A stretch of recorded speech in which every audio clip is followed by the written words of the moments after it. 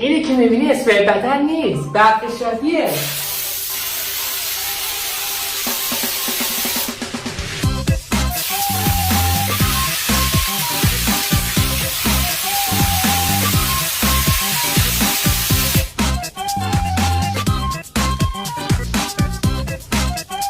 درستش کنید.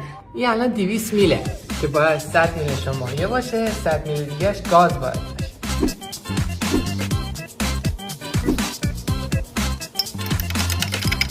برای تزریق مایع داخل این باید از یه دونه سرنگ یا لوله هم نیاز داریم که من از اینا برداشتم. برای اینکه بخوای مایع رو داخلش بریزی حتما باید این سریعش یه ذره بیاد پایین تو مایع تزریق شه.